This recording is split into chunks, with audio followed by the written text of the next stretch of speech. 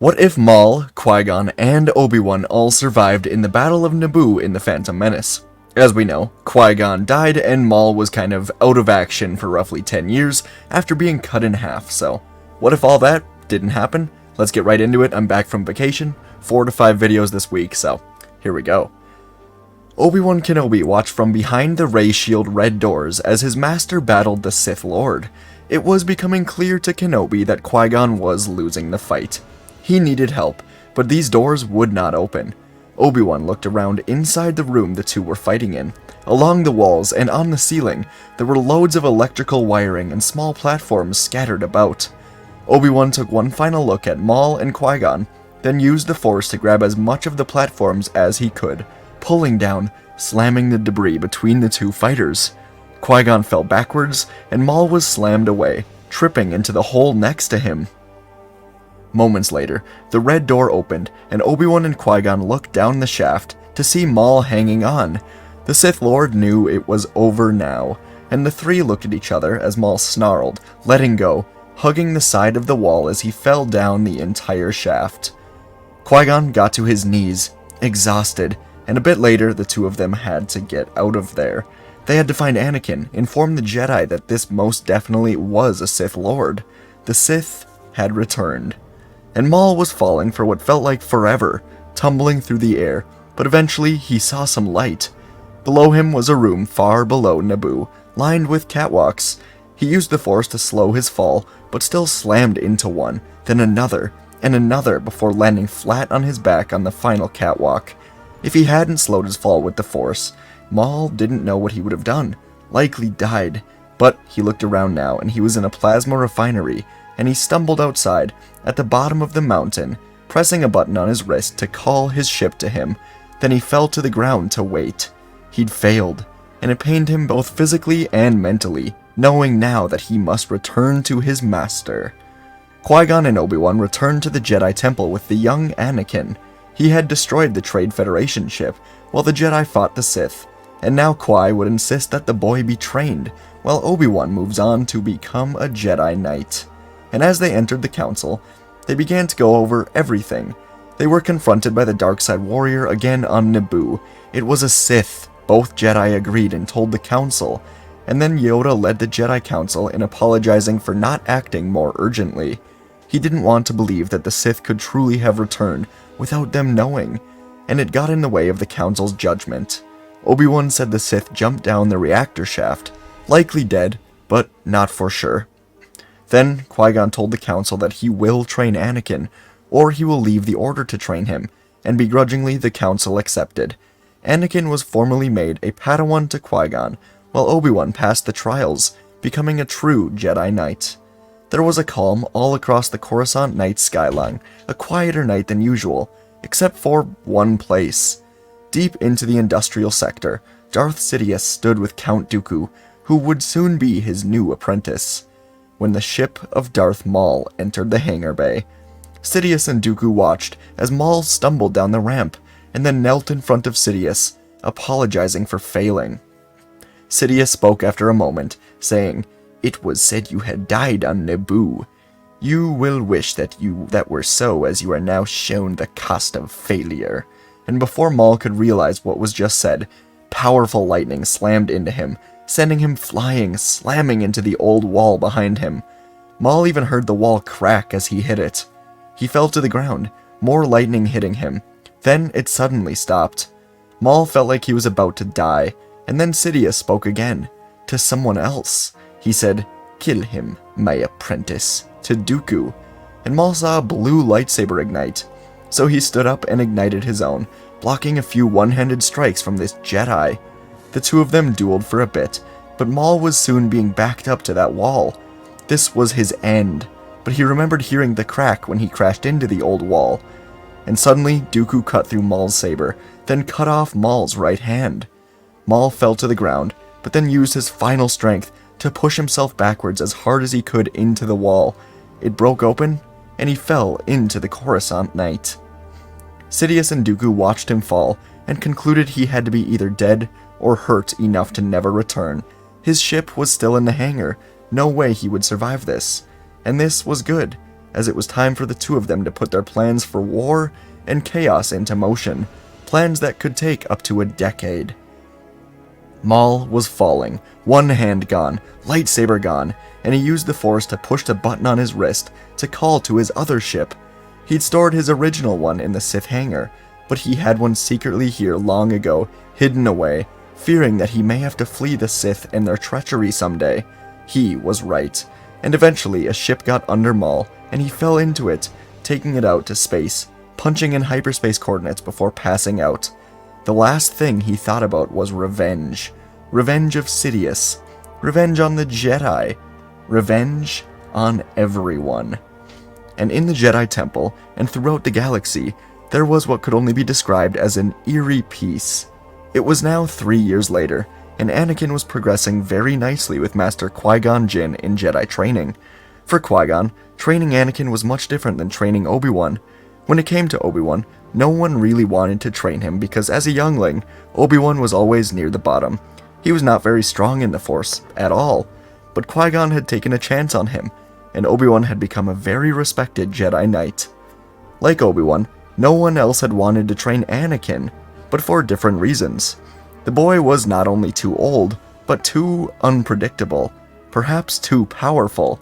But Qui-Gon was choosing to embrace who Anakin was, not trying to force him into being something that he was not. So his Jedi training was tough, but Anakin needed tough. It pushed him, and the two would share a special bond. But Anakin was not having the easiest of time making friends in the temple. He was looked at as an outcast, until eventually Obi-Wan Kenobi befriended him. Obi-Wan was 15 years older than Anakin, but they shared a bond over both of them being trained by Qui-Gon. Oftentimes, when Anakin was frustrated or confused with Qui-Gon's teachings, he would go to Obi-Wan to talk about it, and the two became like an older-younger brother duo together. As the training progressed, Qui-Gon would become more and more sure that he made the right choice. This boy was the chosen one. And across the galaxy, on a red planet full of memories of his ancient ancestors, Maul spoke to criminal leaders across the galaxy. In the 3 years since being thrown away by the Sith, Maul had extremely secretively been establishing himself in the criminal underworld. Crime syndicates would hire him for jobs, and he would do all of them excellently, but few would know his true identity. Maul knew that if Sidious knew he were alive, he would be hunted down and defeated. But because Sidious thought he was dead, Maul had formed a long-term plan. Establish himself in crime syndicates, and eventually, however he must do it, take control of the criminal underworld. And at this time, Dathomir was full of ancient witches, led by Mother Talzin, but Maul was hidden away, deep in the planet, running his operation with extreme focus, extreme anger with one goal: revenge. And these syndicates respected one thing: power, which he had plenty of, training every day in lightsaber combat, in the Force, to make himself the greatest warrior he could be. For around 5 more years, Maul would work tirelessly to bring himself into power, and he had finally reached the peak, controlling all of the criminal organizations for himself. The Sith still had not discovered him, and it was to their advantage to let crime grow throughout the galaxy, so they didn't really dig too deep into the crime. It drove up the need for an eventual empire, but the Sith did not know they were being played by Maul, who was going to use this shadow collective of criminal organizations to one day form one great rule over the galaxy. He would destroy the Jedi, the Sith, anyone who dare oppose him. The Jedi could be vulnerable. They had no army, and the Sith, there were only 2 of him. Maul had the numbers. And on Coruscant, Anakin Skywalker was now 19 years old. He'd grown powerful and wise, but under Master Qui-Gon he was still able to embrace his youthful, rebellious spirit that allowed him to be himself. This was good, but it had some negative consequences. On the good side, Anakin understood what it meant to be a compassionate Jedi who looked beyond politics and the Council. He had solid relationships with his master, and a lot of fellow Jedi at this point, while the Chancellor was always nice to him, but the Jedi Council always had a bit of an edge for him. But on the bad side, Anakin couldn't help but think about Padme Amidala, and the two had become great friends. As teenagers, the two of them would sneak out to different areas of the city, at night, and Qui-Gon began to notice that Anakin was much more tired during the day. The two of them spoke eventually, and Qui-Gon explained that if he wanted his relationship with Padme to progress, he may have to give up on being a Jedi for a while. Qui-Gon was a good master for Anakin, but he was no stranger to the dark side. His master, Dooku, was thought to be embracing the dark side, hidden away on Sereno, though he was not thought to be a Sith. And Qui-Gon's first apprentice, Xanatos, fell to the dark side long ago. Obi-Wan was a model Jedi, so that helped restore Qui-Gon's confidence, but he was not blind to the darkness that could occasionally surround Anakin. If another one close to him fell, he wouldn't know what to do. And one day, Maul had a plan to kill everyone that would stand in his way, and it was time to enact it. Anakin Skywalker was sleeping in the Jedi Temple when he was awoken suddenly by a nightmare. It was his mother, and she was in great danger. Anakin could see her in pain, and in his nightmares, the faint figure next to her of what looked to be Sith? Anakin rushed through the temple halls to Qui-Gon's quarters and told his master all about it. This troubled Qui-Gon. Years ago, he'd seen the Sith Lord jump down the reactor shaft, and he was thought to be dead. But today, he was in Anakin's dreams. They had to act on this. Quickly. The Sith could be emerging again, and perhaps this was the Force telling Anakin about it. The next day, Qui-Gon and Anakin spoke with the Council, and the Council said that the two of them could not yet go. Because Tatooine was not part of the Republic, they couldn't dispatch two Jedi there on a sudden mission based on a dream. This, to Anakin, was unacceptable. He had to save his mother, and Qui-Gon could feel his anger as they left the Council. So Qui-Gon took what was perhaps the wrong path. He told Anakin that they will go, together, off the record to Tatooine. Once again, the Council was not acting on the Sith, and Qui-Gon knew better than to wait for people to die before acting. So the two of them got to the hangar, and as they went to board a ship, Obi-Wan got in the way. He told the two of them that they were disobeying a direct order from the Council, but he knew he could not stop them. So Obi-Wan asked to come with. These were his two greatest friends in the Order. He would not let them go to the Sith alone. He couldn't. But he also had a secret.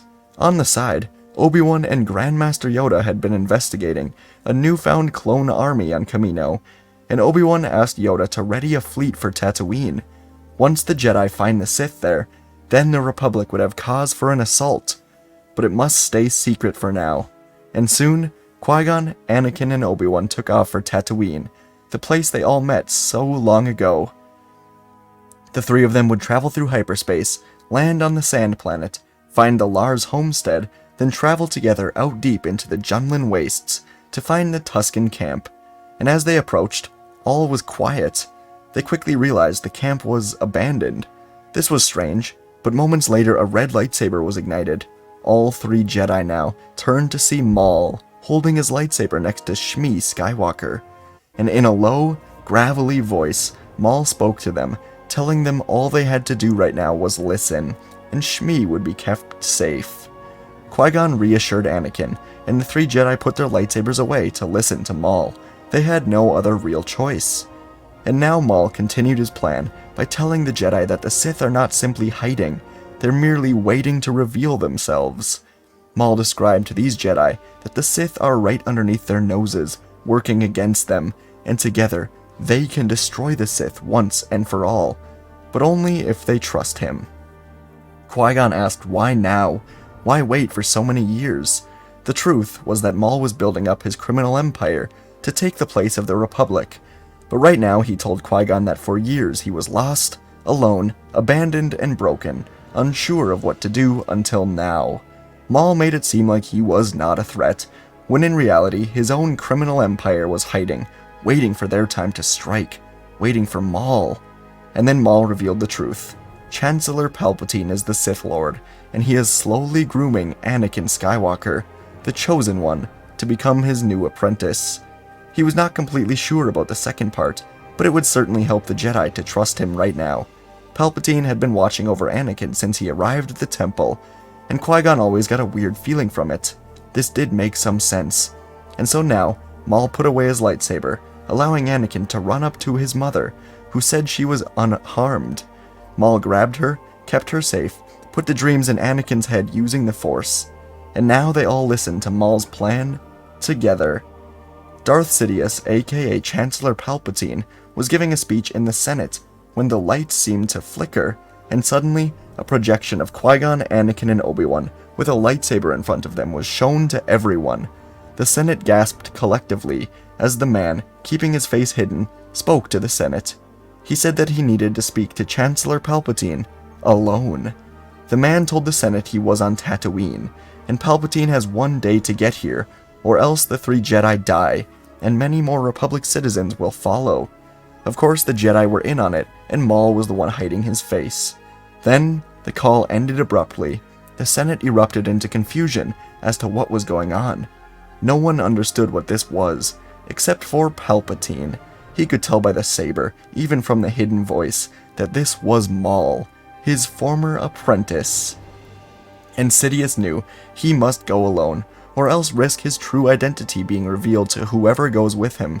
Perhaps his identity was even revealed to the Jedi on Tatooine. And so he spoke to the Senate, then the Jedi, saying he will go alone to ensure the safety of the Jedi captives.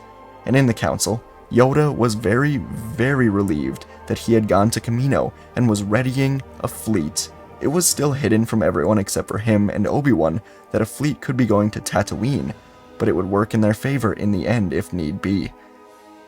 And eventually, Palpatine would go. On Tatooine, Maul and the Jedi waiting inside of a cave. Anakin had taken Shmi back to her new home, and they waited now, understanding that Sidious would find them by feeling into the Force. And eventually, he did.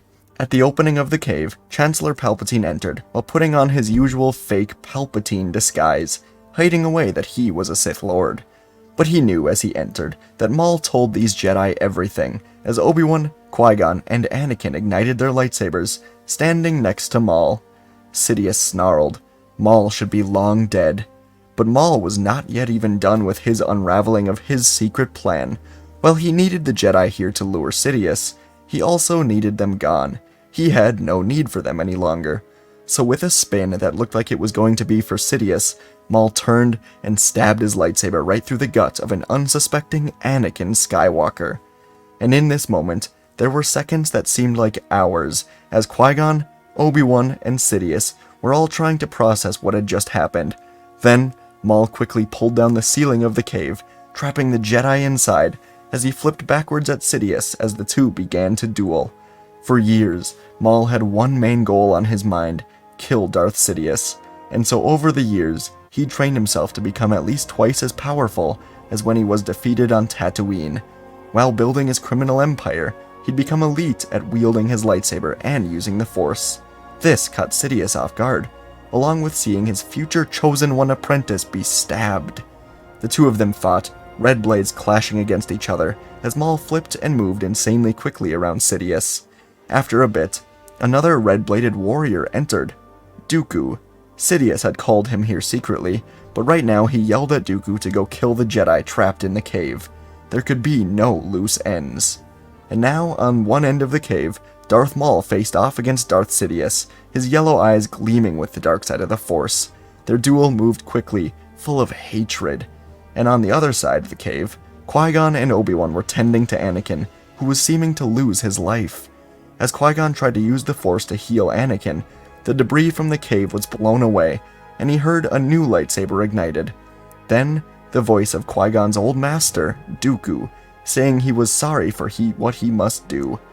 Qui-Gon turned around, realizing the full extent of what his former master had become, and together, he knew what he and Obi-Wan must do to protect Anakin. With sadness, Qui-Gon locked blades with Count Dooku now.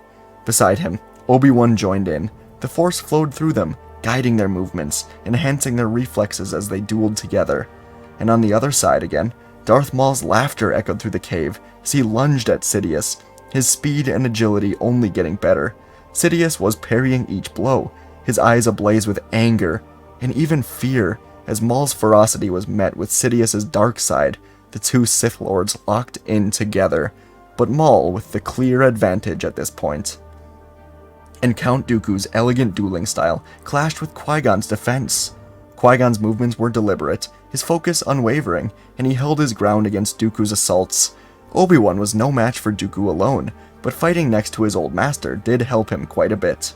And as the duels intensified, the cave was pulsing with the Force. Sparks flew around it as lightsabers clashed. Each combatant drew upon their training, pushing themselves to their limits.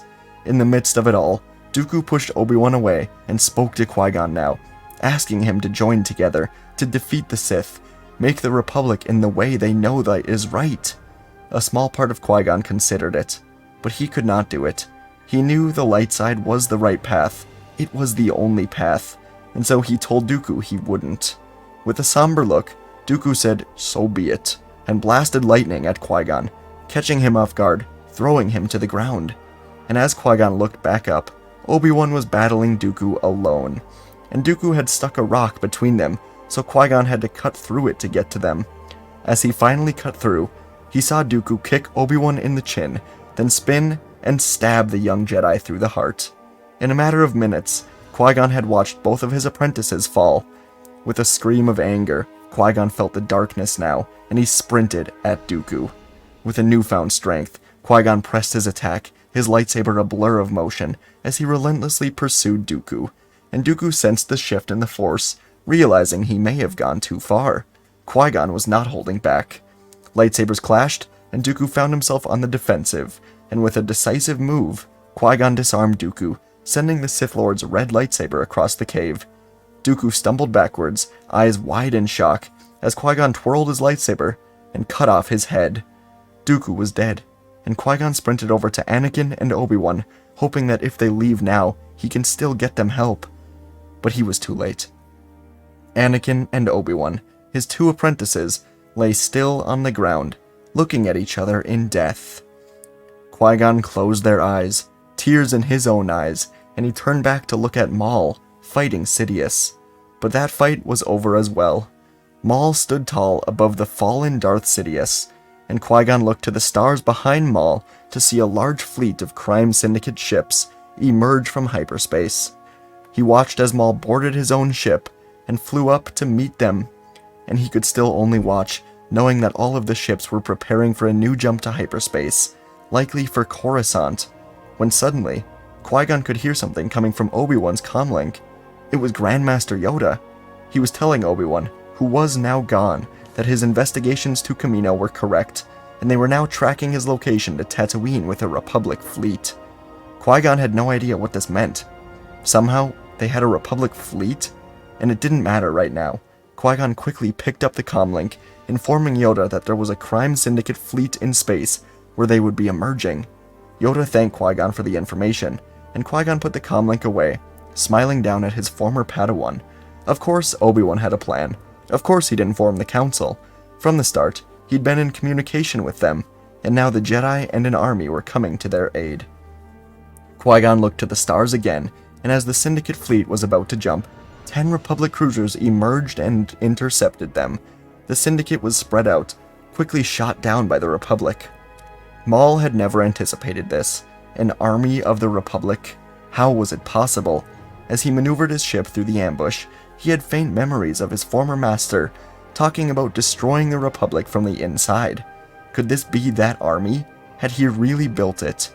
Maul looked around, seeing his fleet running away or dying, and then he felt his own ship go up in flames from a group of Republic clone fighters, realizing that even in death, Darth Sidious had gotten the last laugh on him. Qui-Gon carried the bodies of Anakin and Obi-Wan to their ship.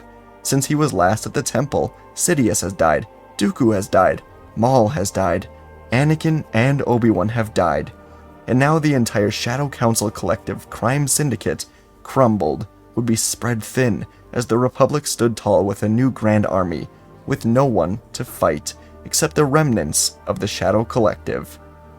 Days later, Qui-Gon Jinn stood next to Padme Amidala at the Duel funeral for Anakin and Obi-Wan. He watched Padme place a small wooden necklace on Anakin's hands, and the two of them were lowered into their graves together. The Republic would go on to survive, with Qui-Gon revealing that Palpatine was killed on Tatooine, and Qui-Gon would soon become very down on himself. He tried to put his feelings away, but after a few months, he still could not do it. He'd failed his Padawans, and eventually he walked to the Jedi Council to meet Yoda. He was going to tell the Grand Master that he had to leave the Order, find his own journey.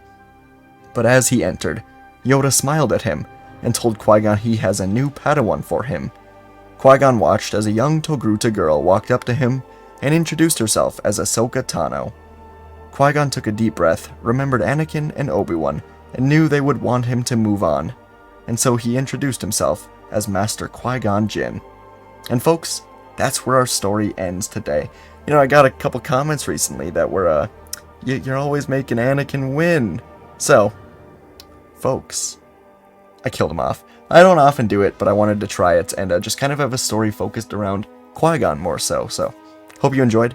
Again, you know, Anakin's not going to win every time, so if you're the other side and you want him to win every time, I'm sorry. Alright, I hope you enjoyed nonetheless. And thanks. Please subscribe, leave a like, and I'll see you in the next video.